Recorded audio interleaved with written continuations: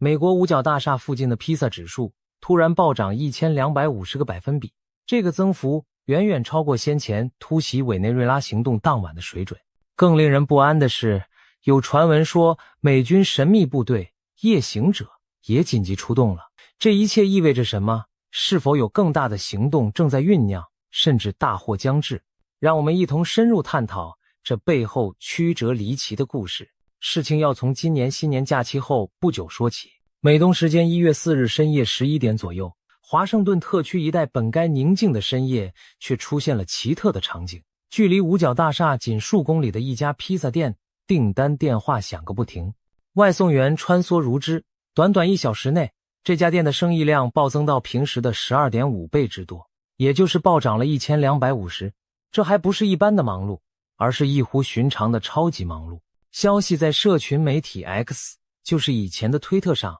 被一个名叫五角大楼薄饼报告的账号捕捉到。这账号专门追踪五角大厦周边几家披萨店和酒吧的客流量，被网友戏称为披萨指数的观测者。他发现这晚的数据飙到了橙色警戒线，甚至高过不久前美军突袭委内瑞拉行动前夕的记录。网友们不禁惊呼，难道又要出大事了吗？所谓五角大厦披萨指数，其实是一种非正式的情报观察法。思路很简单，当美国国防部、白宫这些核心机关在深夜突然涌进大批人手，加班处理某个突发危机时，这些被困在办公室的官员和军官们总得吃点什么果腹吧。而最快的选择往往就是叫外卖披萨。因此，每当华府关键地带的披萨店深夜订单异常增多，就意味着里面可能有很多人在连夜开会，作战室灯火通明，很可能正在因应某个重大事件。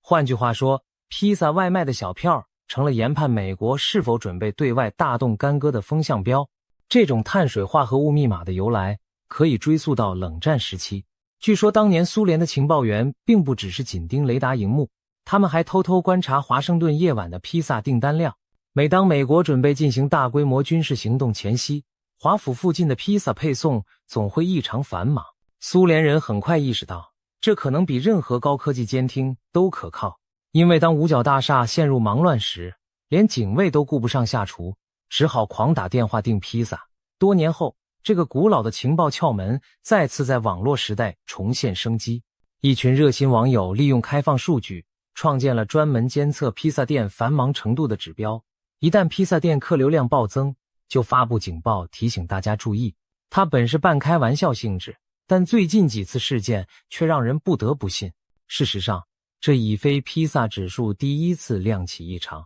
过去几十年来，美军每逢重大军事行动前都出现过披萨订单飙升的案例。例如1991年的海湾战争期间，2003年的伊拉克战争开打前夜，都有过华府披萨店通宵达旦忙碌的传闻。甚至就在2025年6月13日，以色列突然突袭伊朗的那天夜里，也有人记录到五角大厦附近的薄饼订单出现上升。由此可见，这披萨效应还真颇能反映一些暗潮汹涌的时刻。只是这次1250巴斯的暴增实在惊人，远超以往，也难怪会引发全球媒体与军事迷们的高度关注。那么，上一次披萨指数飙高是什么时候呢？就在几天前，美国时间1月3日凌晨，五角大厦周边的披萨店出现过一波订单激增，当时的增幅约达 770%。 结果不到几个小时后，全世界就听闻一条震撼性消息，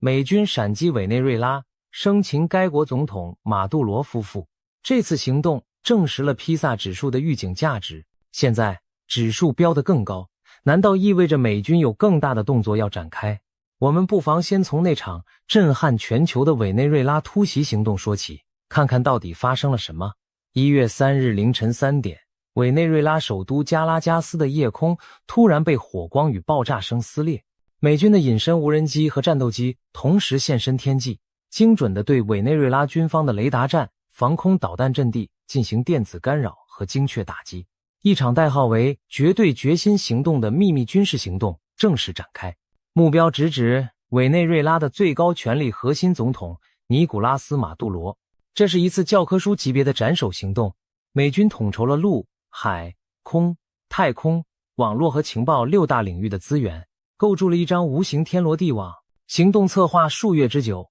美国情报机构反复监视并研究马杜罗的生活作息，甚至在自家基地内搭建了一座1:1比例的马杜罗官邸复制品，让突击队员日以继夜的演练流程。这种做法让人联想到2011年美军突袭宾拉登行动前，也曾秘密建造宾拉登住所模型演练的往事。高强度的准备只为一件事，务必将马杜罗一举擒获，结束他长达10年的统治。主刀这次任务的是美国最神秘的反恐特种部队三角洲部队 Delta Force。 这支精英小组曾在多次重大任务中现身，包括抓捕萨达姆海山、击毙基地组织首脑巴格达迪等。他们训练有素，擅长近距离战斗、破门爆破和人质救援。然而要潜入一个国家元首的重兵把守的宅邸，光有人员还不够，还需要出色的运输和支援。这时就轮到夜行者们登场了。夜行者也就是美军陆军第160特种作战航空团 160 SOAR 的绰号。这支部队专门驾驶直升机，在最恶劣和隐蔽的条件下运送特种作战人员。他们在黑夜中穿行，如入无人之境，曾参与过1993年摩加迪休黑鹰坠落事件和2011年海豹突击队刺杀宾拉登的行动。从那架隐形涂装的黑鹰直升机悄然降落在巴基斯坦阿伯塔巴德，到这一次飞临委内瑞拉加拉加斯，夜行者们总是以幽灵般的身影现身战场。他们之所以得名夜行者，正因为他们信奉夜间出击，使命必达，而且座右铭就是夜行者绝不放弃 Night Stalkers don't quit。 在绝对决心行动中，夜行者们驾驶多架特制的黑鹰直升机，载着全副武装的三角洲突击队员，从秘密起飞点笔直扑向马杜罗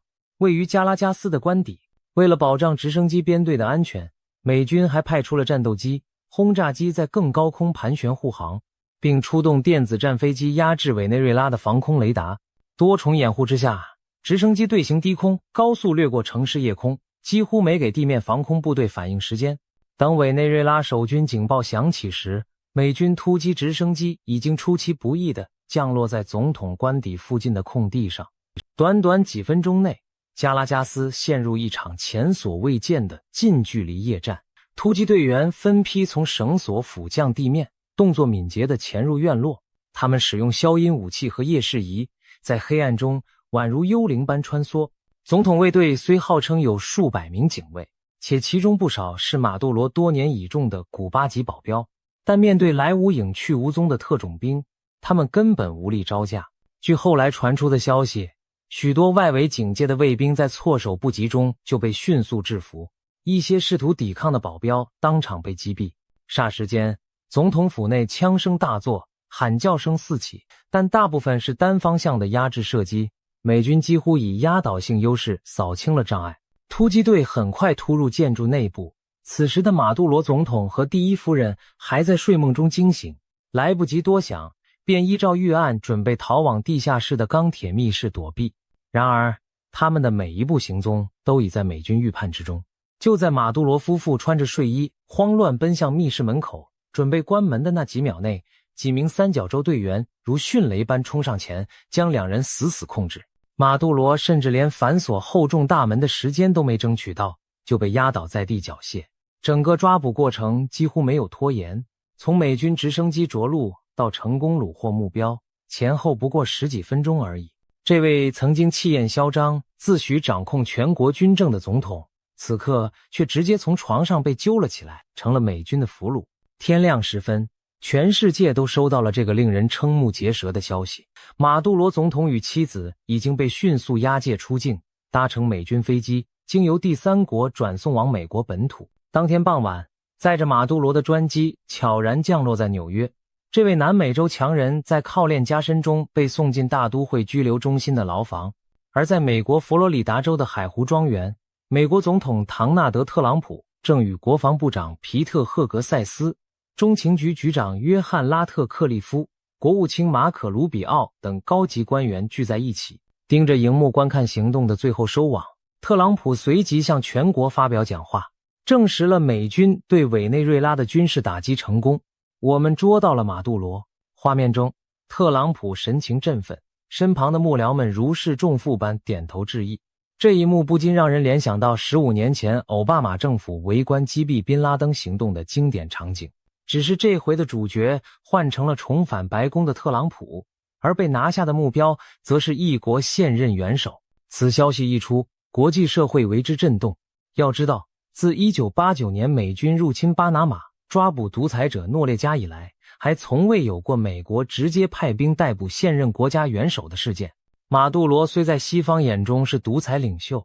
但他毕竟是主权国家的总统。美军如此大胆行动，引发了各种反应。在委内瑞拉国内，由于最高领导人一夕失踪，政府高层陷入巨大恐慌和混乱。马杜罗的亲信国防部长帕德里诺出面证实总统下落不明，他声泪俱下地谴责美国的侵略行为，称有多名忠于总统的警卫在战斗中阵亡，其中就包括那些古巴籍保镖。不过，他也不得不呼吁全国民众保持冷静，避免陷入无政府状态。短短数小时内，委内瑞拉政权如同被斩断头颅的巨兽，轰然倒塌。许多军队部队群龙无首，不知所措。一些地方的民众走上街头，有的庆祝独裁垮台，有的则担忧外国武力介入带来动乱。在国际上，马杜罗的盟友们纷纷表态，古巴政府强烈谴责美国绑架委内瑞拉领导人，称这是帝国主义的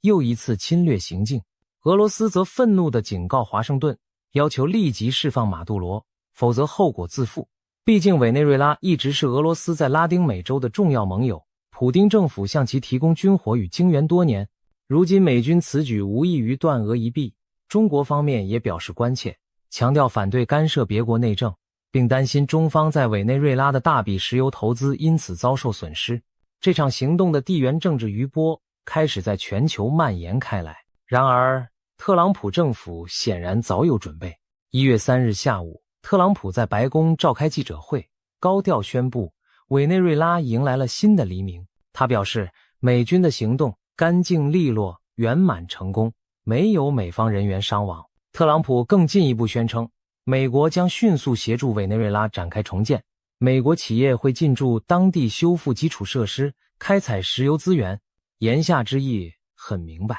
委内瑞拉这个富含石油的国家终于要回到美国的朋友阵营了。特朗普甚至豪言，委内瑞拉丰富的石油将重新流向自由市场，造福该国人民和全世界。显然是在暗指马杜罗政府过去将石油卖给中国、俄罗斯，疏离美国，如今局势将彻底改观。这番话使某些评论者直呼，美方此举果然也是为了黑金利益着想。在记者会上，特朗普还不忘警告其他美洲左翼政权，他点名邻国哥伦比亚的新任总统，最好小心点，不要步马杜罗。后尘哥伦比亚总统裴卓是一位左派领袖，近来在对美政策上与华府若即若离，显然引起了特朗普的不悦。更引人瞩目的是，特朗普话锋一转，提到了加勒比海上一个熟悉的名字，古巴也该接受现实，否则将面临更强的压力。这几乎被解读为公开对哈瓦那政权的威慑。毕竟古巴和委内瑞拉是多年盟友，一荣俱荣，一损俱损。如今马杜罗倒台，五角大厦的目光会不会投向古巴？许多人开始产生这样的联想。就这样，在短短不到1天的时间里，美军结束了委内瑞拉的马杜罗时代。没有漫长的制裁与谈判，只有一场电光石火的奇袭。这背后当然离不开缜密的情报策划和勇猛果敢的特殊部队，尤其是夜行者和三角洲部队的通力合作。可以说，这次行动堪称美军特种作战的又一经典战例，被许多人拿来和当年的宾拉登斩首行动相提并论。唯一不同的是，这次的政治影响更为重大。华盛顿直接推翻了一个反美政权，在美洲版图上拔除了一根眼中钉。现在我们回到披萨指数，正是这一神奇指标，在1月3日凌晨提前透露出五角大厦的异动。而当委内瑞拉行动真相大白后，人们才恍然大悟，原来前夜披萨店狂接订单，正是美军高层连夜坐镇作战室监督突袭的铁证。试想，当马杜罗官邸激战正酣时，华盛顿那头的将军们和情报人员哪顾得上下班，恐怕早已一边紧盯现场即时影像，一边抓起电话订购多盒披萨充饥，熬过这惊心动魄的一夜。而事实上，他们成功了，行动只花了5个小时便告捷，美方人员零伤亡，堪称奇迹。隔日清晨，披萨店老板也许还搞不清昨夜哪来这么多军官模样的人猛订餐点，直到新闻传来才知道，自家小店竟在历史瞬间扮演了特殊的见证角色。委内瑞拉战役刚落幕没2天，披萨指数的警报再度响起，而且这次更为强烈。如前所述，1月4日深夜，披萨订单狂飙 1250% 的异象震惊各界。那么究竟是什么迫在眉睫的大事，需要比活捉马杜罗更庞大的通宵动员？种种迹象都指向中东的伊朗。为何怀疑是伊朗？因为此时的伊朗正处于一场空前的内乱边缘。自去年底以来，伊朗国内因为恶性通货膨胀、货币狂贬，引爆了全国范围的示威浪潮。民众不满生活困苦，开始走上街头抗议，很快演变成对政府甚至对最高领袖的公开怒吼。在德黑兰、伊斯法罕、设拉子等大城镇，人们聚集高呼哈梅内伊下台，这可是前所未见的挑战。要知道，阿里哈梅内伊作为伊朗最高领袖，执掌神权30多年，威权神圣不可侵犯。然而如今，成千上万的年轻人和市民竟敢直呼让他下台，无疑显示出民怨累积到了临界点。示威的规模迅速从几百人扩大到几万、几十万人。起初，抗议重心是经济民生问题，但随着局势发展，口号越来越具有政治性。有些地方甚至响起不要独裁、不要神权的口号。在社群媒体上疯传的一段影片里，一位勇敢的青年徒手拦在军方坦克车前，宛如1989年北京天安门的坦克人重现伊朗街头。画面中，人群为他喝彩，士兵则惊愕地停下履带。一时间，国际舆论纷纷议论，难道伊朗政权真的要垮台了吗？然而，伊朗当局并非束手就擒。1月初，安全部队开始对示威者进行强力镇压，防暴警察、革命卫队、民兵、巴斯基等齐上阵，出动高压水炮和警棍，甚至在部分地区开枪射击。短短几天内，据人权组织统计，至少有数十名抗议者丧生，上百人受伤，逮捕人数更达上千。血腥镇压引发了更大反弹，许多城市的示威者不再只是被动挨打，他们开始奋起反抗，甚至在一些地区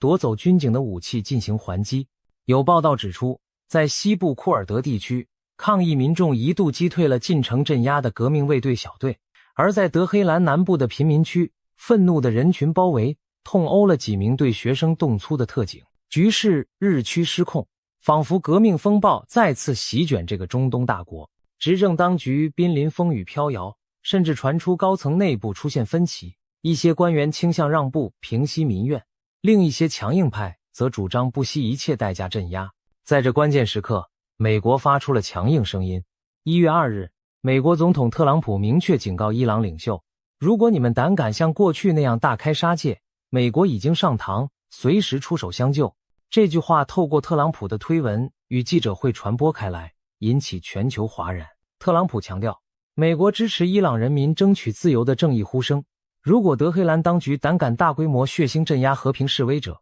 美国将施以重击，绝不坐视无辜者被屠杀。甚至有白宫幕僚私下透露，特朗普说，我们全副武装绝不是空话。五角大厦确实已经拟定多套军事应对方案，从定点打击镇压者到深入干预政权更替，种种剧本都摆在台面上。伊朗方面对此警告做出了激烈的回应。1月2日当晚，伊朗最高国家安全委员会秘书拉里贾尼强硬表态，任何外国干涉之手都将被我们毫不犹豫地砍断。他谴责美国企图煽动颜色革命，破坏伊朗稳定，并警告美国不要成为整个地区混乱的罪魁祸首。伊朗国防部更是下令全国军队进入高度警戒状态，特别是在波斯湾沿岸和重要核设施附近加强防空与巡逻，防范美军可能的突然袭击。德黑兰上空的紧张气氛几乎凝固，每个人都在问特朗普会不会真的动手。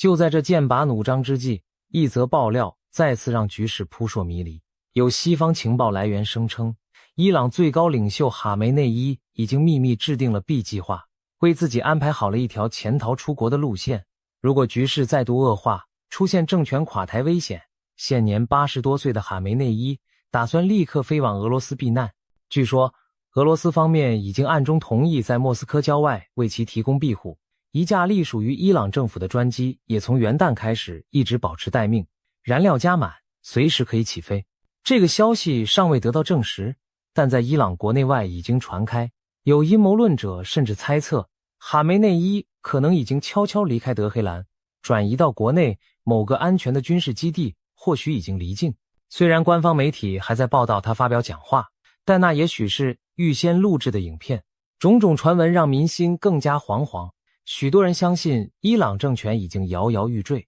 只差最后一根稻草。而对华府而言，若真有这样的逃亡计划曝光，那更坐实了伊朗高层心虚的态度。美国和以色列的情报机构近年来一直紧盯伊朗领袖的动向，如果哈梅内伊真打算跑，美方很可能掌握相关动静，甚至可能视之为一个可乘之机。在中东地区，美军早已有针对伊朗的战术部署，例如美军已将部分 AC-130 空中炮艇机和加油机调往接近伊朗的基地，海湾的航空母舰战斗群也处于戒备状态。AC-130 这种慢速重型武装飞机配备有毁灭性的侧射火炮，专门用于夜间支援地面特种部队。如果美军计划在伊朗境内执行斩首或人质营救任务， AC-130 将是提供火力压制的利器。近日有军事迷注意到，一架美军 AC-130 已抵达中东某美军基地，种种动向仿佛都在为可能的行动拼图添上一脚。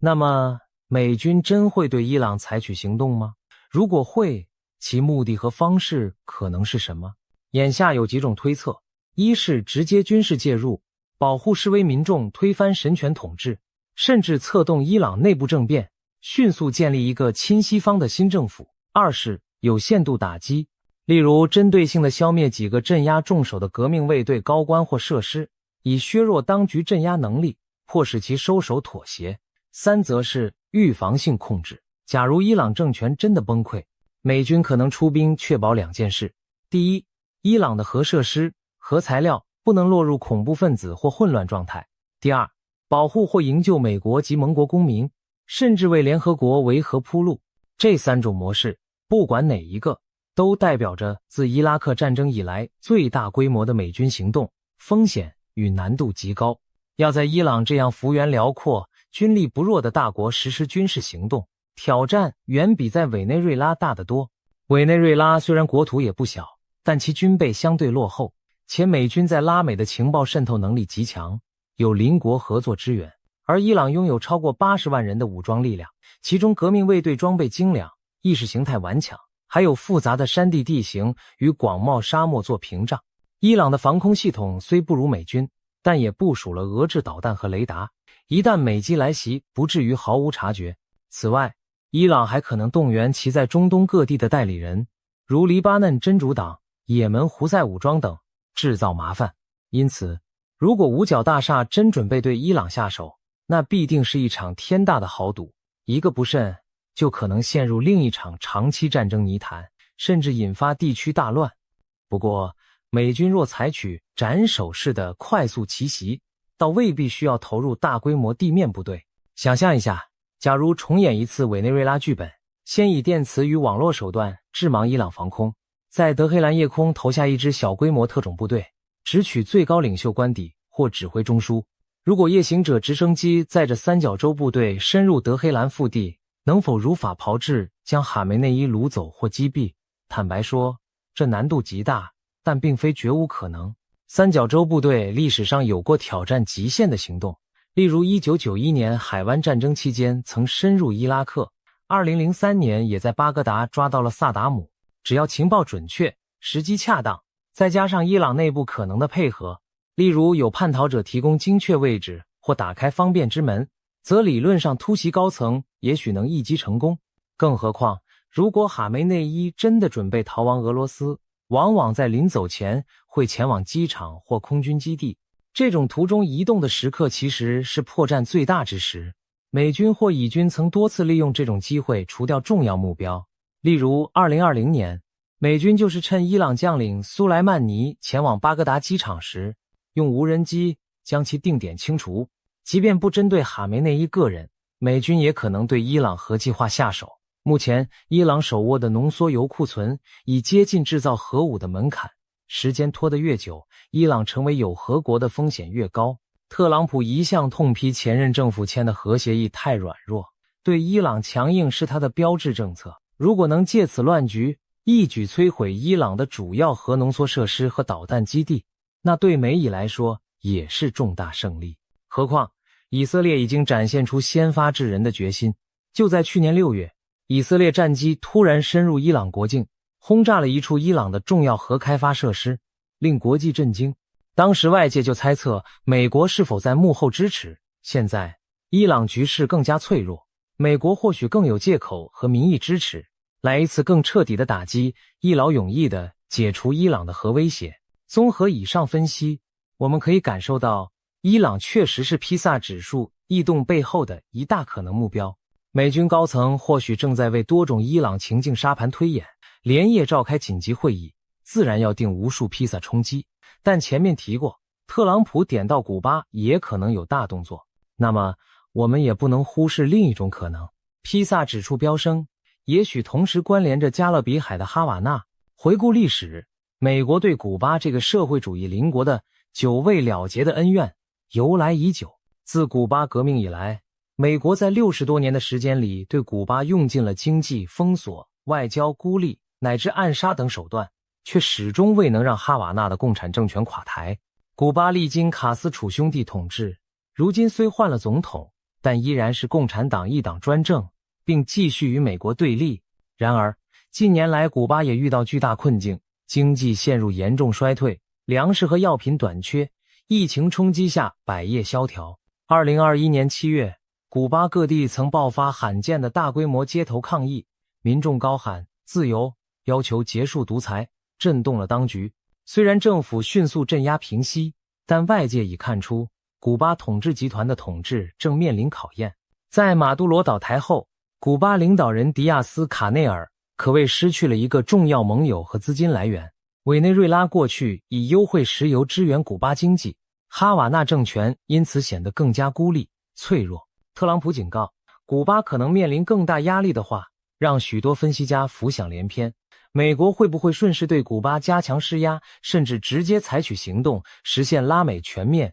去左化的目标？在特朗普政府内部的强硬派看来，既然都出手拿下马杜罗了，那干脆一鼓作气，把古巴这块硬骨头也敲碎，了结冷战遗留的最后一块共产主义堡垒。当然，古巴的情况与委内瑞拉和伊朗又不相同。如果说美军涉入伊朗是前所未有的冒险，那进攻古巴更具有高度敏感性。历史上，1961年美国支持的一次猪湾登陆行动惨败，成了美国的一大耻辱。其后古巴更成为苏联势力范围，导致1962年古巴飞弹危机一度把世界推到核战边缘。虽然冷战结束了，但俄罗斯至今仍与古巴保持友好。一旦美军进犯古巴，莫斯科会否介入仍是未知数。此外，古巴本身军力虽有限，但其安全部队对内控制严密，民众数十年来在高压统治下缺乏武装抗争经验，美军即使登岛推翻政权，后续的驻军与重建将是重大考验。然而，美国不一定需要走传统登陆入侵的老路。观察人士认为，如果美方决定对付古巴，很可能结合内外手段，一方面大幅支援古巴国内的民主力量，策动更大规模的群众运动，甚至军方哗变；另一方面针对古巴高层进行精准打击或擒拿，如同委内瑞拉剧本再演一次，例如突袭抓捕古巴现任领导人，或破坏其指挥中枢，使政府运转瘫痪。想象一下，假如某天深夜，夜行者直升机群载着美军特种兵横跨佛罗里达海峡，在哈瓦那近郊神不知鬼不觉地卸下突击队，闪电般控制住古巴的关键部门。这听起来像电影情节，但在马杜罗事件发生后，人们不得不相信，美国已经拥有并且敢于动用如此天马行空的打击能力。特朗普政府若真对古巴下重手，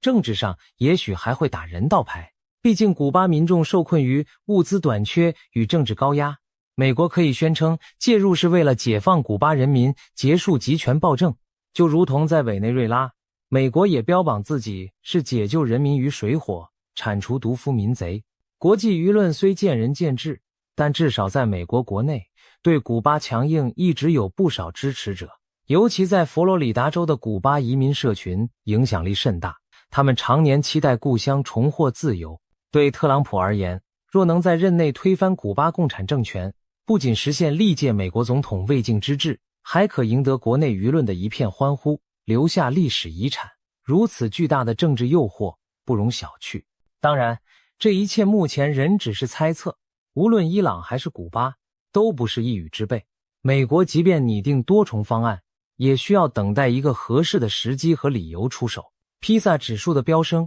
证明五角大厦内部对某件事高度忙碌紧张，但并不保证行动一定已经开始。毕竟计划和现实未必完全同步。内晚的订单狂潮很可能意味着军方和情报官员在为一个重大行动做最后准备，反复推演，甚至可能已经进入临战待命状态。但具体行动会在何时、何地引爆，仍取决于动态发展。值得一提的是，美国国防部长赫格塞斯曾开玩笑说，他考虑过某个星期五晚上故意订满桌披萨，以制造假象，让外界紧张一场。如果这话当真，那1250%的披萨狂潮也许真是高层的一次恶作剧测试，故布迷阵来迷惑潜在对手。不过多数专家认为这不太可能，军方决策者没闲工夫为恶作剧花如此大成本，而且比起玩笑，更合理的解释是情况紧迫，逼得决策圈不眠不休熬夜开会。不管怎样，谨慎的观察家依然不敢掉以轻心，宁可信其有，不愿错过任何一丝预警信号。现在我们手上的线索似乎都指向一个结论，有某场大事件正在酝酿，规模甚至可能超过先前的委内瑞拉突袭。美军最精锐的夜行者部队据传已奉命待命，随时准备驰骋夜空。而五角大厦彻夜灯火通明，加班的人们连夜啃着披萨，在地图和资讯前忙碌。不论目标是中东的伊朗，还是加勒比的古巴，亦或其他我们尚未知晓的地点，当今世界似乎正处在暴风雨前的诡秘宁静中。假若行动真的展开，后果将如何？我们不妨做最坏也最好的打算。最坏的情境无疑是一时激起千层浪，引发更大范围的冲突。若美军攻击伊朗，伊朗势必反击，或许会封锁霍尔木兹海峡，打击美国在中东的盟友，甚至诉诸极端手段。而俄罗斯和中国可能不会袖手旁观，虽然他们未必直接军事干预，但一定会在外交上强烈抗衡，甚至透过代理人与美周旋。局势一旦升级失控，谁都不愿看到内幕。至于对古巴动武，后果同样难测。拉丁美洲各国和国际社会很多都不认可武力改变政权，一旦美军入侵古巴，哪怕是打着人道旗号，都会招致谴责乃至新一轮反美情绪，甚或给予俄再次于西半球布局的机会。但也有比较乐观的前景，也许美军的行动能够速战速决，压倒震慑对手，使伊朗或古巴政权迅速垮台，而没有引发长期战乱。比如说，如果伊朗军方中的开明派趁势发动政变，推翻哈梅内伊，下令停火并与美国谈判交权，或是古巴军队在美军施压下选择不战而降，和平转移政权。如果事情朝这个方向发展，那将是特朗普政府的一场重大胜利。美国可以宣称成功推动2场民主变革，终结2个长期对抗势力，中东和拉美的格局都将为之一新。特别是伊朗的转变将极大改写地缘政治版图，中东可能迎来少见的和平契机，以色列的生存压力大减，石油市场波动也许在短痛后趋稳，而古巴的变天则标志着冷战真正划下句点。美国长久以来在自家后院的心腹大患终于清除，对美国威信也是极大提升。然而历史告诉我们，任何一次大国军事豪赌都充满未知风险，胜败往往只在毫厘之差。现在我们唯有静观其变。五角大厦的订餐电话或许还在响个不停，每多出一张披萨订单，就多一分让人心跳加速的猜测。那群日夜不眠的披萨报告，网友们持续紧盯着地图上标注的每一家披萨店动态，仿佛在观测火山爆发前微弱的震动。此刻，夜行者直升机的机组成员们或许正坐在停机坪旁检查夜视仪，给武器上膛，等待最后命令的到来。三角洲部队的队员们已再次复习无数遍行动流程，在心中默念每个细节。远方海上的航空母舰甲板上，战机加挂弹药，整装待发，这些迹象都预示着某种非常时刻近在眼前。我们也许正在历史的一个转折点前屏息。回到我们最初的疑问，美军夜行者突然出动，五角大厦披萨指数暴增 1250%， 远超委内瑞拉行动。当晚这是否意味着大势将至？综上所述，答案极可能是肯定的。一场比活捉马杜罗更大的风暴似乎正在集结能量，等待时机引爆。也许就在未来的某一个黎明，我们将被突如其来的头条新闻震醒。伊朗政权更迭，古巴出现巨变，